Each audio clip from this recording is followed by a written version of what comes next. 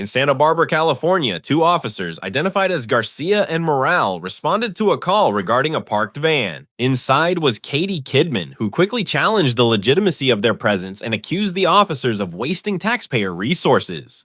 What started as a so-called suspicious vehicle check quickly turned into a heated exchange. Hi again. Can I ask you a question real quick? You don't mind? You can ask. Okay.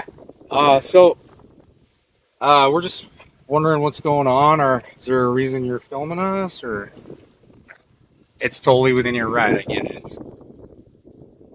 Is there a reason why you're bothering me? No, we're not. We're not bothering you. We're just here. That you came out here in these clown outfits with your guns and your tasers, and you're calling in my van. No, so we actually got called because somebody's wondering about. Because no crime is being committed, and they're wasting taxpayers' money, Garcia. And you, Morel, you guys are dismissed. Okay. So, there's no crime. There's no victim. Okay. They're wasting your time and mine. So are you aware of the 72-hour parking law?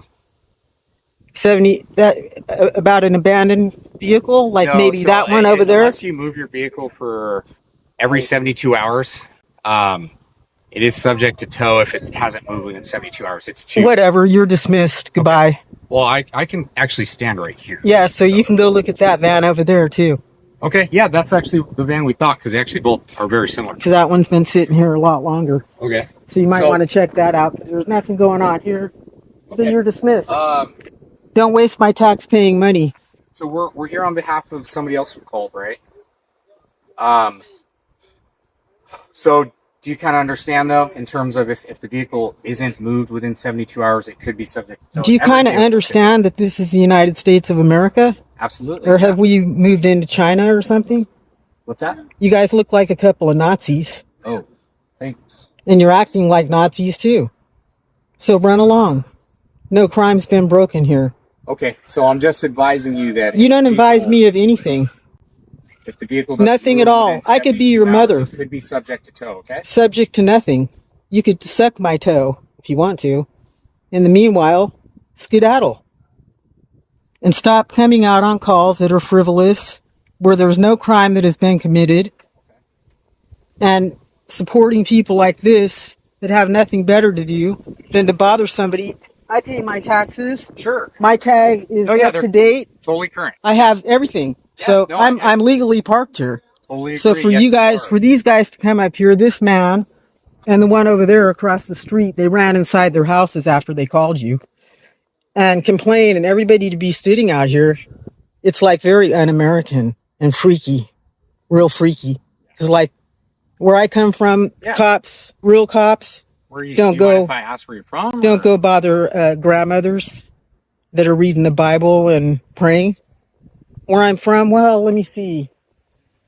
I'm from wherever God is from. Yeah. Okay. What about you? Local.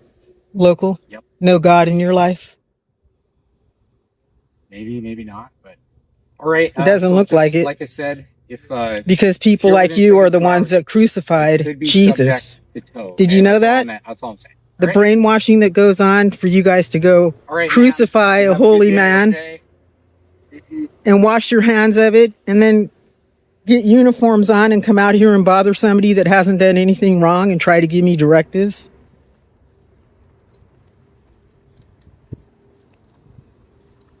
You guys need to stop coming out on calls like this. You need to start telling these people that, you know, the person that they're calling on didn't do anything wrong. Because what you're doing now is called the walk of shame. Because I had to dismiss you, and now this is the walk of shame for both you all are on camera doing the walk of shame. Now that's really embarrassing, Garcia.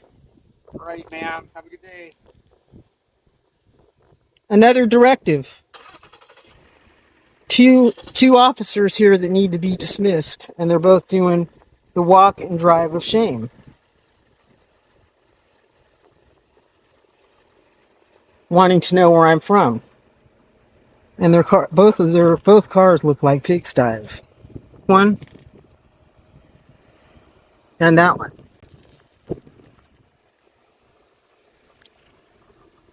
Get another job! Get another job, clown.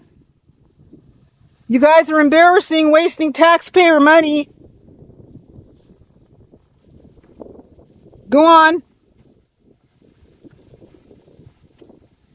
Now you got to make a show out of it for the neighbors over here.